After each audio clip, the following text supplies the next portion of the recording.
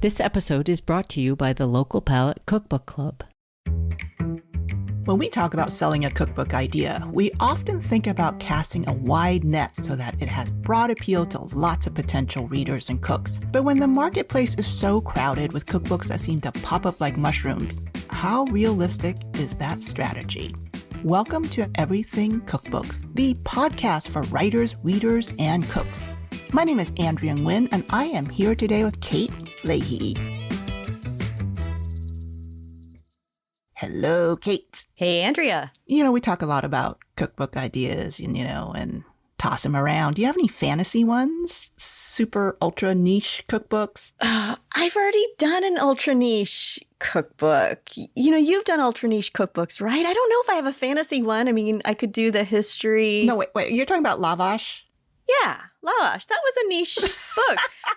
About one bread, one dough. Yes, the country of Armenia has 3 million people. The diaspora is a lot larger, but we're still not, it was a niche subject. It was not the easiest book to sell, but it's out there and we earned out. How'd you do in sales? It's one of those books that when it finds its people, they don't just buy one copy, they buy 10 copies. They got to give it to their friends and family. It kind of has this life of its own.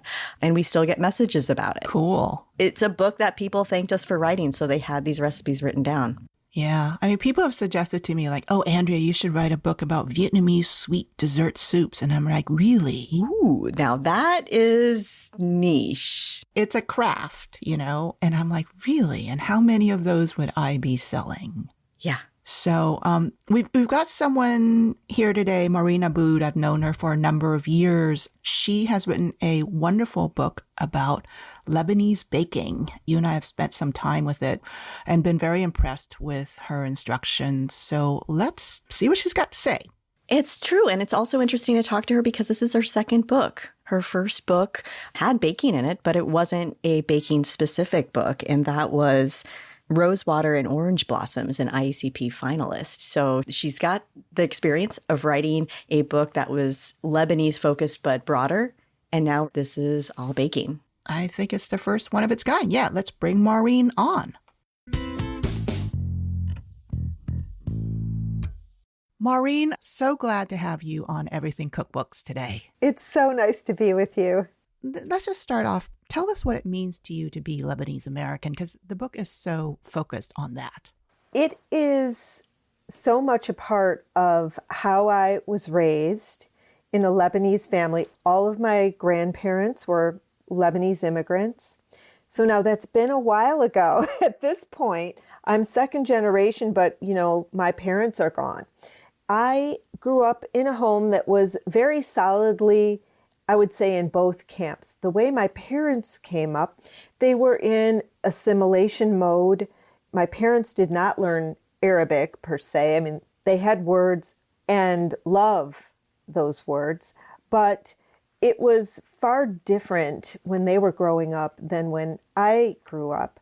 And even in recent years where ethnicities are celebrated for the most part, and they are interesting and exciting, and the flavors of not only the food but the people have become something we seem to culturally care about more.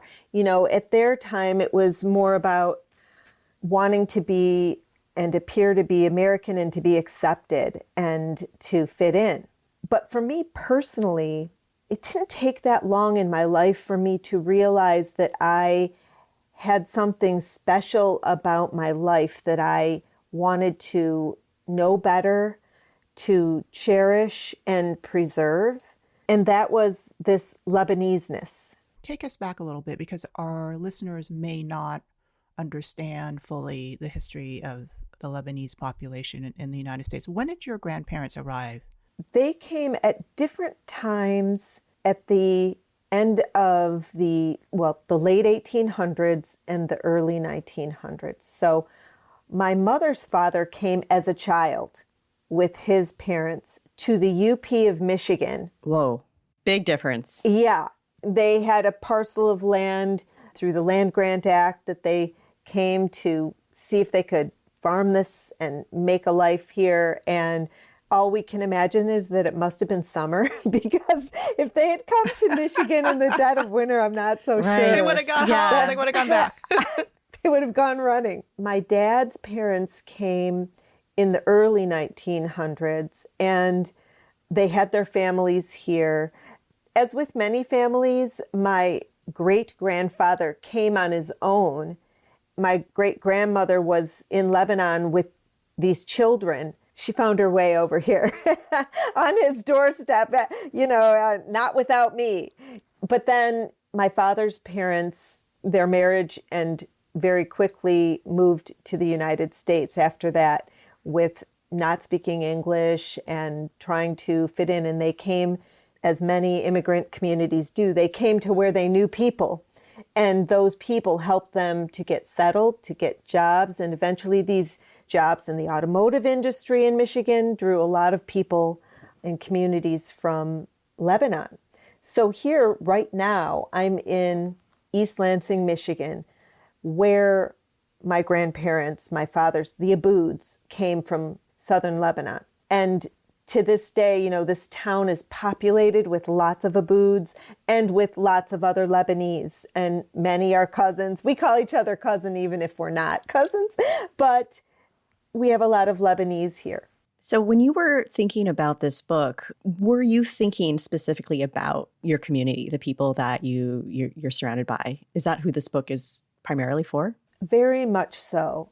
It all starts in my own heart with what I want to preserve for myself, because I want to take hold of, capture, and remember the wonderful things that have been given to me. And among those things are my memories of baking with my mother, with my grandmother, my aunts, and the family.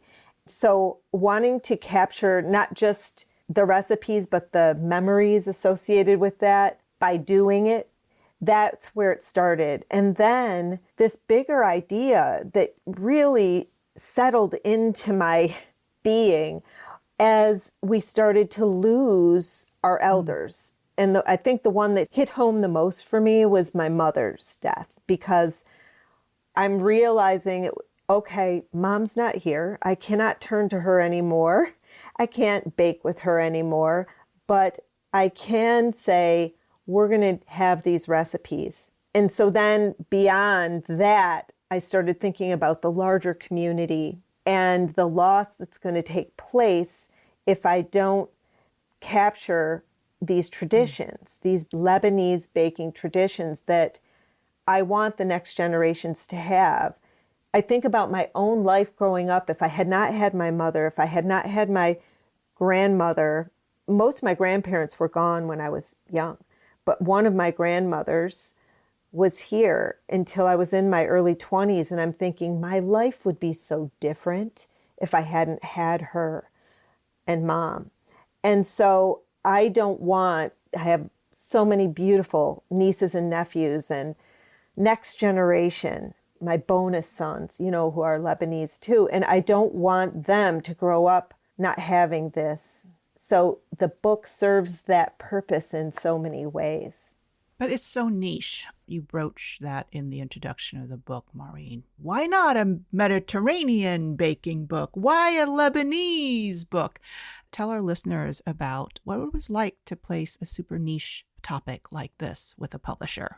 It really is super niche. That's a great phrase. It captures what my whole mission has been from the beginning of writing my first book, blogging all these years, and doing this Lebanese baking book. I didn't fully dismiss the idea of going broader because I wanted to be relevant. I felt I had something important to offer, but I wanted to be relevant. It wasn't an easy sell, to be perfectly frank. It took a while, a year. Tell me about the feedback you were getting from your agent.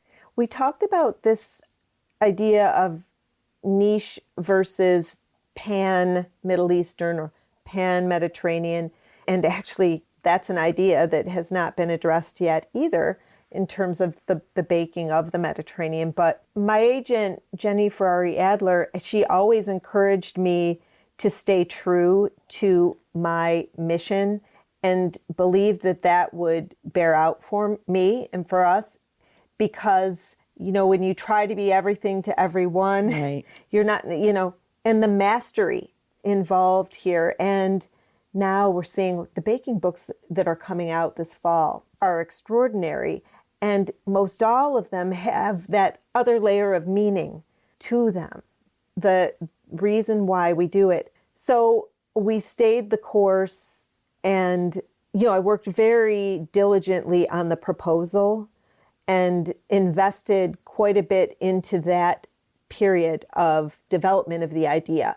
And I think that's a really valuable thing to keep in mind when we write a cookbook, that we don't rush through that's part of our cookbook writing process, is writing that proposal. It helps us refine, it helps us clarify the market, learn about it. You don't already know necessarily. You know, your cookbook proposal writing helps you, the author, learn about what it is you can really accomplish in the marketplace, plus your ideas for how this book might play out. So I'm so glad that I did stay true to this. I wanted to do this book so badly that I was sort of patient, I guess you would say, in that I wasn't going to walk away and do something else. This was my next book. So did you have to make any compromises in discussing the project with your agent or with your editor at Countryman Press? Countryman has been amazing. They are so interested in the world of Lebanese baking, but in general, they're interested in the author's take and what that means for the marketplace, but for the home cook. And I would say that in terms of compromises, the thing about writing a book like this is that there's not a clear income stream that's going to come to you by writing this kind of a book. Yet that's just one metric. And that's, you know, what people like us need to do, is have many things going on, you know, so that you can focus on something like a niche cookbook, but you're not gonna live on it. Oh, Maureen, that's called the hustle. Right. And I'm kind of interested too, just to go back to what you said about your family, and then your parents' generation really was the generation that wanted to assimilate into American culture. So in a way, it's amazing that you have so many family recipes that were saved, that were these traditional Lebanese/American recipes that continued on in your family tradition. Can you talk a little bit about those recipes? Because I think in the book, there's this beautiful collection, a photo of, looks like handwritten recipe cards. So was this sort of the recipe cards that formed the foundation for a lot of these recipes that you were developing for the book? Yes. Early on in the project, I reached out to a bunch of my cousins and just said, do you have handwritten recipes from your mom's or from your mom's collection or your own collection that you can share with me? And in came this flood of texts and emails and mail of recipes. And the story that rose to the surface in these recipe cards that I had spread out over our huge dining room table was so helpful to me, because I thought, okay, not only are these recipes a great starting point and help me to get even deeper into the repertoire, but they're showing me how people communicated and shared with one another. And like, I see my mother's handwriting in my mother-in-law's collection because they were friends. These sharing of cards was so touching for me, and further exemplified the way that we are losing something, because we aren't really writing recipe cards much anymore, and we aren't necessarily even handwriting that much anymore. And the handwriting is so personal, and we recognize it when we know someone and we know their writing. So I just wanted very much for that to be part of the fabric of this idea of passing along our recipes. But at the same time, I knew it needed to be, and I wanted it to be, not just a collection of family recipes. That yes, is a starting point, and yet the breadth of Lebanese baking is extraordinary, and I wanted to really enter into all of that. So I have a huge library of every church book, old book, new book that has to do with Lebanese cuisine, and went deeply into that. And then also going out to people, like I live just up the way from Dearborn, where you have an incredible array of Lebanese bakeries and Middle Eastern shops. Went there. I've been going there for years. So I've been experiencing new and different things than what I may have had at home. The book, then, I wanted it to reflect, yes, that homey family starting point, but then going way beyond that with recipes that could be trusted, that had been developed, really well developed, vetted, tested, and recreated and streamlined wherever I could. So let's talk a little bit about your cookbook organization. When it comes to like a lot of baking books or a lot of cookbooks in general, we typically kind of like get people's toes wet, with like easy stuff. You launch into Lebanese baking with a lesson in from scratch phyllo making. Why? That's bold. Oh, it's bold. And it was a question, I will say. I did this. I wanted and needed to learn how to make phyllo dough. I wanted it to be a part of the book. I didn't necessarily want to lead with it, but we did. And the process was so rich. I had forever been imagining what it was like for my elders, these women, to make bitlewa. And bitlewa is the Lebanese way of saying baklava. The bitlewa was a big deal because they had to make their own phyllo. They couldn't go and buy the package of frozen phyllo that we do. And I love the frozen phyllo, and that is what I use. But going into this learning process, this mastery of making phyllo dough, there are different methods. There's a wet method, a dry method, and I decided we're going to use both here because I knew that they stretched this very thin, pliable dough over their table, and I was reading about it in my books. It was part of our family lore. There's a story of a grandmother who had made a beautiful giant tray of bitlewa with homemade phyllo dough and was carrying it downstairs to cool in her basement. She tripped, fell, and it went everywhere. So these stories had me thinking that, man, that was a burden. They did this work. And I thought about the work of the home and the work of making the sage bread, which is also in the book and a very important part of how we eat. And I was convinced this was a burdensome deal. And everyone gobbled all this food up, loved it, no doubt, but did they appreciate it? That part I don't know. But the other part that I do know is the extraordinary respect that I took away from this process. Deep respect for them and their mastery of pastry, their ability to make this dough, to learn it and make it and keep this beautiful pastry a part of their family lives. And I love them all the more for that. And I really enjoy making phyllo. It's so much fun. Well, how did you figure out how to do it? How did you get your version? I was amazed at how little there was out there about how to make phyllo dough. I found some videos on YouTube and I just had this sort of repetitive, I watched them so closely over and over and over and over again. And the recipe, the ingredients are really simple, but to come up with a recipe that is going to work for the home baker who I'm assuming has never made it before and might want to try it because they love a good project and for the reasons that we all want to try these things are going to do it, I did have to write the recipes so that they would work for all of us. That meant that I made a ton of phyllo dough. Oh my gosh. All the bags of flour that you probably went through, making just even working on this book alone. Oh my gosh. Our kitchen is, I'm sure that there are corners filled with cornstarch and flour to this day that have not been found and cleaned up yet.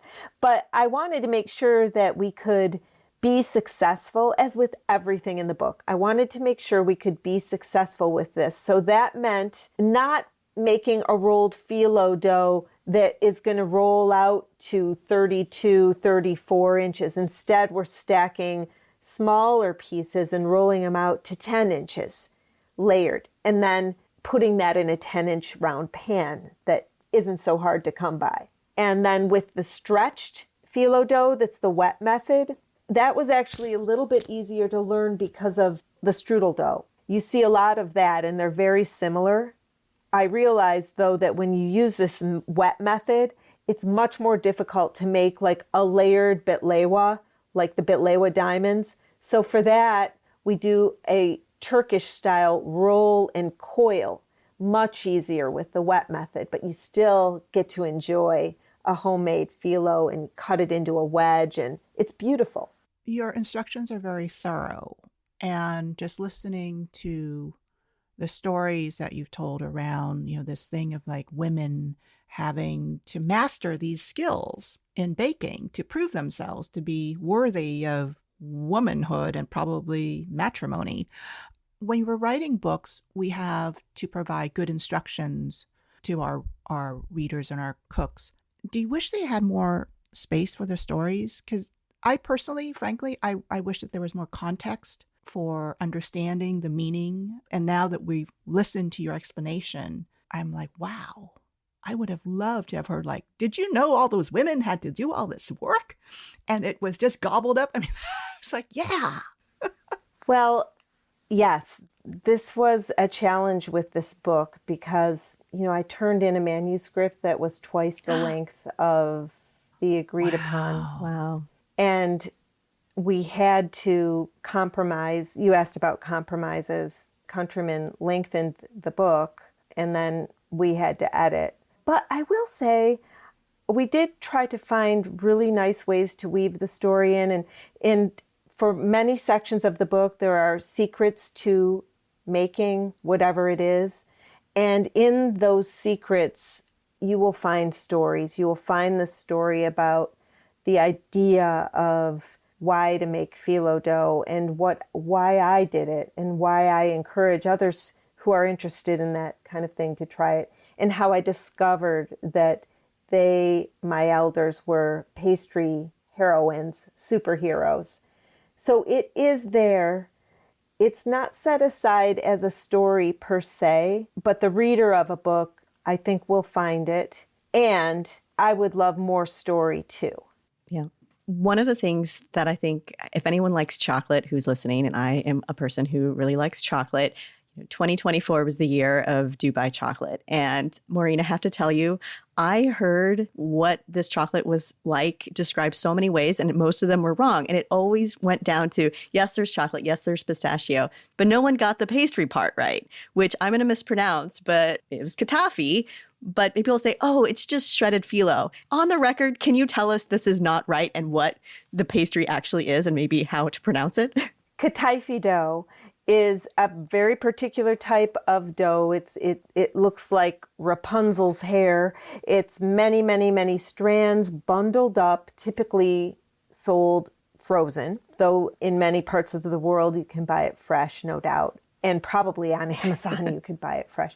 And I have. But it's the basis for kanafi. Kanafi is a whole chapter in my book. Kanafi is a pastry in Lebanon and throughout the Middle East that utilizes the kataifi dough chopped up and mixed with butter and other ingredients to create a crust that is then filled or topped with probably most famous is cheese. So you have this cheesy kanafi with a flour water syrup drizzled over the top, and it's just insanely good. And it's that cheese pull that, if you know, you know, is a very special thing. And the Dubai bar, I've tasted a lot of them at this point, and they so often, not only in discussion, as you're saying, miss this idea of what the kataifi dough is, but the bars themselves are often, you know, just sweet. And you're not getting a whole lot of complexity going on. And, you know, that kataifi dough is supposed to be crispy and toasty, even stirred in with the pistachio cream. But I hope that that viral sensation creates a bridge into curiosity that goes beyond the oozing pistachio filling from the chocolate bar. And we're all human, and that's an exciting thing to see. But there is so much to the world of kataifi dough and kanafi.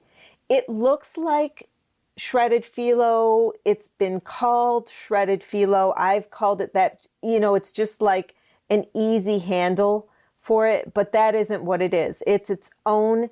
It's batter dripped from a multi-pronged spout. It's more like spetzel, like a very skinny spetzel than it is a shredded phyllo, right? Yeah, that's right. It goes onto a spinning, rounded, hot griddle, and it cooks, you know, and then when you buy it, it's not toasted already. It's just like barely baked. And then you cut it into shreds and toast it. Right. And then in your book, which I loved, you have a little nod to the Dubai chocolate bar craze. I mean, you have your chocolate pistachio kanafe bars. That was probably not a recipe you had in your proposal, or was it? When did you decide to make that recipe and put it in the book? Was after the fact. It was when this viral thing was going, and I wanted to create a recipe that was better than the bar, because I thought the bar was just okay. Oh. I thought we can do better. We can do way better. And I was thinking I was going to share it with my community on my website and social. And I'm like, how about for the book? I mean, there's a whole chapter using kataifi dough. Let's put it in the book. How did you have time, though? It was right at the 11th hour. Oh. Yeah. And who wants to be creating a new recipe when you're trying to write the end, you know, you're writing the book right before you turn it in, more so than working on recipes. It was crazy.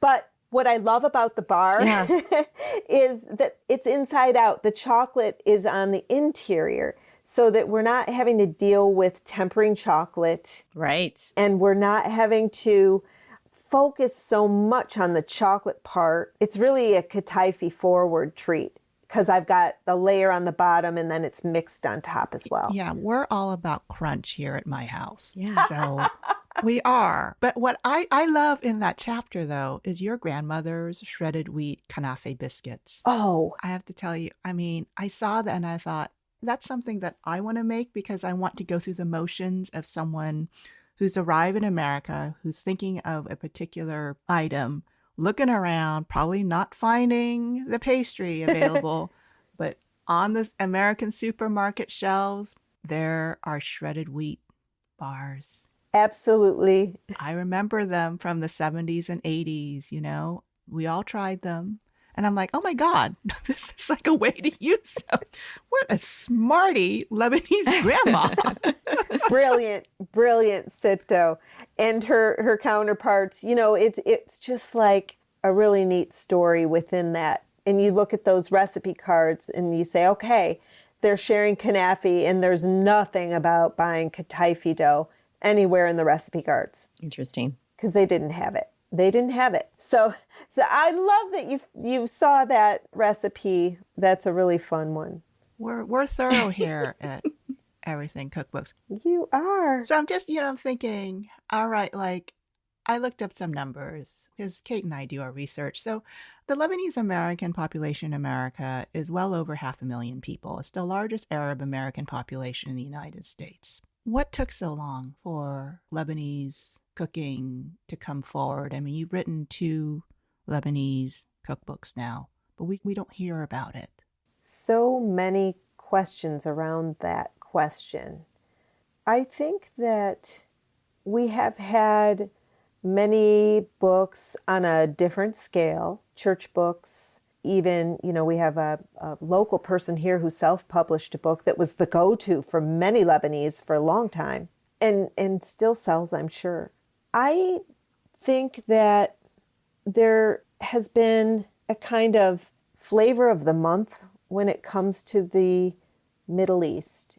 And depending on world events and depending on so many factors, I think that the focus, the attention, the ability to get these books published at a high level, it's taken some time.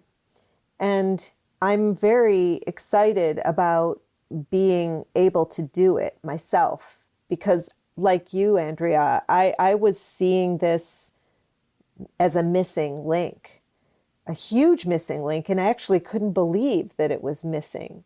And unfortunately, I think the general population tends to lump the Middle East together and think, okay, Palestinian, Israeli, Lebanese, Persian, and perhaps this happens in Asia, but where we can't necessarily distinguish.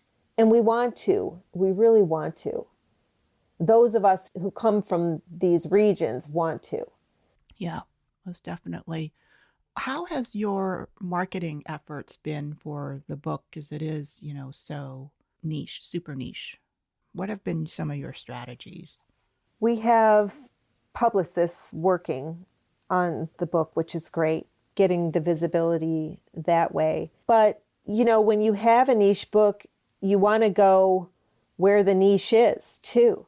And so this being a fall book, I think it'll be interesting next year because so many of the Lebanese communities that come together via their church festivals and those kinds of gatherings that happen in the summer, I'm looking forward to getting into that next year because that's one of the ways that I have been engaging is by getting to know where the enclaves are, where the large groups gather, and how I can become a part of that. So that's a really neat thing that I'm looking forward to. And I think with baking, it's even easier because when you have a proud people, they know how to do everything. And they're going to tell you that, your version may not be correct or the way, and I think that may be more true with cooking than with baking, because with baking, we really want to use a recipe that works in the next generations too. Did you find that when your first book came out that you had people coming up to you and said, oh, well, I would never make it that way or things like that? Totally. Yes. The Lebanese love to tell you you're wrong. And they love to give you a big boosy, a big kiss and tell you how much they love you too. Oh, God. The Vietnamese don't kiss you. They just tell you you're wrong.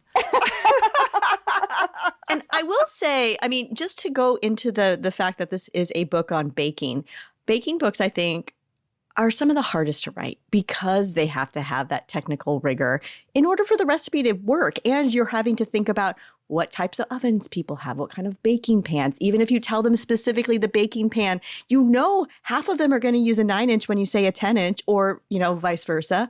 So you have to do all this sort of mental gymnastics. But when people have trust in a baking book, those books stay on the shelves and they just become those perennial, backlist books that then, if you ever need to know how to make phyllo, this is the book. This is the book, right? You have created the book. So I feel like there's that too. This is probably going to be a long tail as more people in the communities scattered about will find the book. It then becomes the big hit.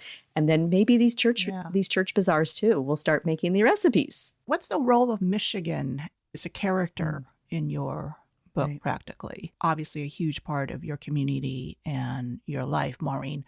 So how does the book and the terroir of the area inform what you're doing to get the word out? I'm doing most of my marketing in Michigan. That's really nice because travel, it's much easier. I'm just going anywhere I can in Michigan and am getting invited all over too, which is really neat. to come and present and talk about it. And, like even up north, you have most of your Middle Easterners downstate. Even up north, we had 350 people come out for a Lebanese dinner to celebrate this book. Wow. Amazing. Wow. And what a great event. I mean, every ticket included a book. See, very smart. Yeah. Yeah, I think that when we talk about cookbook marketing, we're always thinking, oh, you got to hit it big, and you're doing events on the two coasts.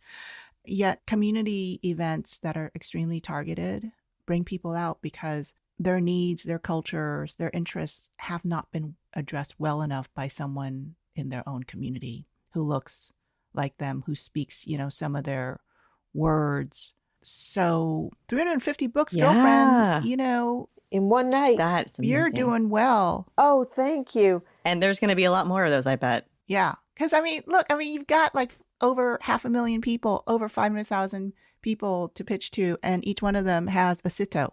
That's right. That's right. These are members of my community who reach out to me and tell me, thank you for giving me the opportunity to remember. First and foremost, it seems like that's the mantra. Thank you for helping me remember and pass this legacy on, because now I can share this more easily with my children and my grandchildren, and building that trust as you start to use the book as a baking book, building the trust that the recipes work. Follow them, take your time, read them, and look at the photos. That was another thing that we had to allocate space to. There's a lot of process shots. Yeah. A lot of process, tons. That's you, too, doing all the process shots. Yes. In your home in Harbor Springs. I know that surface. You've been there. I've been there. That's so neat. Well, yes, I wanted to do it at home. I have a good space for it. I knew we could handle it. It's my second home, so we weren't having to, my husband wasn't having to live through this for, weeks on end. And I was the food stylist too, so I made everything for the photo shoot, froze what I could, and that was wonderful. It was, I couldn't even put my hair up in a ponytail because my hand was so wrecked by the end of this process, because everything had to be just perfect. And it gave me an opportunity to test the whole book again, which was phenomenal, and refine yet again. And then think through, what are the processes that I need to see as someone who's never made this before?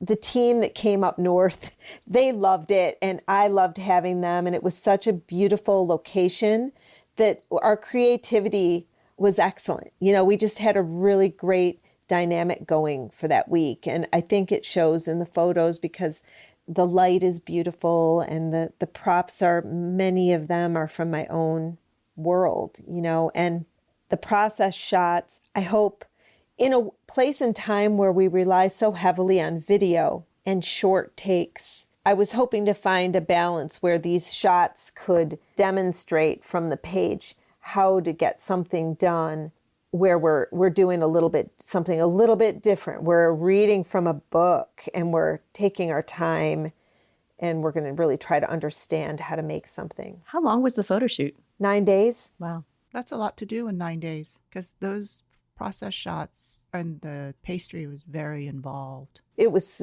really well orchestrated. We planned and had, you have to have some fluidity when you're in a photo shoot, as you both well know, but we definitely tried to jam it in and cram it in and get it done, because also time is money and we're trying to get it done.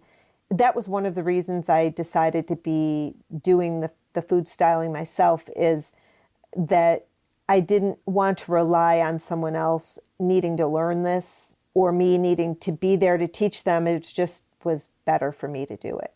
And then our prop stylist, Katrine Kelty, she's also a food stylist. So she could, I see. She jumped right in, and we had a great orchestration there. So you could be in the kitchen finishing something while she was on set with the photographer, moving something around just so the light catches just right, or something like that. Oh, she did all of that and did it beautifully. Yeah, no, it's really beautiful. And I'm personally very interested in the sage bread because I tried making it years ago from a different Arab cookbook. And I didn't know you need that pillow. Oh, yeah. Tell us about the pillow. The caldra? The kata. Kata. The kata is an ingenious tool in itself. It's a round pillow covered with a cloth, a bread towel, or Sito made mine out of, I think, a sheet. She cut it, and it was just this very nice hand on the fabric. It's used to help you shape this very thinly rolled or thrown. The sittis through their bread, their dough, like a pizza would be thrown, but not quite. It's still a little different than that. To get it very, very thin, you lay it on the kata and then utilize the pillow to help you stretch the edges so that they're not too thick around the edge, and get your nice round circle positioned. And then grabbing the bottom of the pillow, you're going to use the kata to then flip it over onto the hot sage dome oven or into your oven, which is what Sito did, onto a baking steel, I see. which holds a lot of heat, much more so than a pizza stone, which you can use, or an overturned sheet pan, which I've used in desperate times as well. Yeah, I'm looking for that pillow now. Can you make it? Can I get a small pillow? And how heavy is that pillow? See, like we're all into it now. I love it. This is the very reason why I You created. need to sell them. I do, and I sell them. You can buy the kata from me in my online shop, Oh, where I have all of these tools that are so specialized. You're not going to find them anywhere. You don't necessarily want to make one. And it's beautiful. It has my Lebanese Baking pattern on it that is on the end pages. oh, pretty. Do you sell the mamul molds and the... Let's go. I sell the matmul mold, which is beautifully cast in swirled resin. Oh, Oh. I found an artisan to make these because I couldn't find anyone to make them out of wood at the level that I wanted this mold to be. The vintage molds are incredible, hard to find. I've bought all of them on Etsy, so you probably won't find them there. And I have a bunch too, but to find a maker that was going to make the wood molds wasn't happening. I looked for years. I had one, and who unfortunately passed at too young of an age. So now I have them cast in resin from a vintage mold. They are exactly the vintage mold. And they're easy to wash, easy to clean. They're incredible, highly specialized. Then I have a walnut wood dowel. oh. The ends are rounded, which makes it a very nice feel on the hand. This dowel is used for shaping bitlewa, the baklava shapes, making the nests, making the Burma, where we take a piece of phyllo that's been specially treated, it's all in my book, roll it up, and then push in, and you get this accordion pleat that's just beautiful. And from that, you can make the Burma, the nest. But again, the dowel, I wasn't finding this 13-inch dowel by half-inch dowel in a nice wood, food grade. So I had them made, and I'm selling them. And the same with the kata. I had the cover. This all took a lot of time. So in addition to writing the book, I was creating these products that I know are going to help bakers. We need the kata and the bread towels that you need to put the bread in between while it softens. Right. I love that spritzing thing that So you smart. have to keep the sage pliable because... The misting bottle. Yeah, the misting bottle, which I have already. But so that's at maureenabood.com. Yes, and you'll find all of these products. And then I have a page of other products that you can buy on Amazon it's basically shopping my kitchen. These are the tools I use that I'm not necessarily going to sell, but I'm going to show you what to get this is the scale I use, the mixer I use, the misting bottle I use. Fabulous. That's really smart. You're practically like Taylor Swift of cookbook writing. I know. Well, it's true. It would take a long time. If I'm starting from scratch, I open this book and I think, oh, I don't have the mamul mold. I don't have the pillow to make the sage bread. It's a barrier, to go all in. Absolutely. And so it's just like, it's so smart as an author to think through, okay, how can I eliminate friction points or barriers to get people to jump into the book faster? Very clever. People are going to take notes. They're going to, I'm coming out with a book. How can I make this process a little easier? Yeah. So speaking of another barrier, tell us about that glossary and pronunciation guide. Kate and I were like, oh my God, this is the key. We wish that it was actually in the front of the book because we were like trying to practice our Lebanese and, it's a little rusty. Okay, it's non-existent. Now I know it's Kataifi, not Katafi. Kataifi. Yeah. And I'm like, I know the difference between manakish and manouche. The manaish See, and the Manushi. Okay. So tell us about that. It was really important that we give people this glossary of terms that not only tells you what the words are, but how to pronounce them. And even within my world, people pronounce these words differently and they spell them differently. The transliteration is not hard and fast, but I think as we've seen more and more people writing about Middle Eastern and Lebanese cuisine, we're getting more standardized, I think. But when I first started this, I must have Kataifi spelled like 4 different ways on my website, from earlier years, and then you want to standardize it in some way. And then we had other people looking at this as well to make sure that these words were, because I'm not a native Arabic speaker, I have words and I know words, but I want to make sure that they were correct. And I'm sure I'll find out if they aren't, if something is right. Oh, they'll tell you. Yeah. Yeah, we're like, babes in the woods here. And so yes. Yeah. Coming to it and finding these keys. So, hearing your experience is really interesting for me because I think, okay, how can I make sure that everyone knows what's available to them to make this accessible? Because this is all about the invitation to join in and do and bake and make these recipes. There are so many tools at hand, the glossary, the actual tools, and the stories that maybe don't jump out at you necessarily at first. So I'm listening to you and thinking, how can I make sure that these are abundantly clear to those coming to Lebanese baking? It would be a fun Instagram reel where all you do is you just pronounce the words. It just has like the caption and you pronounce it. And then that's on deck. That's actually on deck. Awesome. I'm here for it. Oh, good for you. Good for you. Thank you. That's great. So Maureen, like when you were finishing the book and when the book landed at your home and you open it up, as you're looking through, as you're doing your promotions and stuff, is there something you wish that you could have done or included in the book? I've definitely come across recipes in my own imagination and out in the world that I would love to include. And I think that that's just part of being a cookbook author, is that it's a snapshot, albeit a huge one, of a time and place that then effectively ends because you publish something on paper that can't be changed until the next printing, and then you're only going to do minor changes. So it's hard for me because I'm a person who's always wanting options and new ideas, and for me to make a decision to cut away and end is difficult. It's hard for me. So yeah, that was a feeling, and I think the overwhelming feeling is of wanting to do more and what's going to be next, and wanting to weave these stories even more fully into all that it is that I'm doing with the recipes. That may be your next project.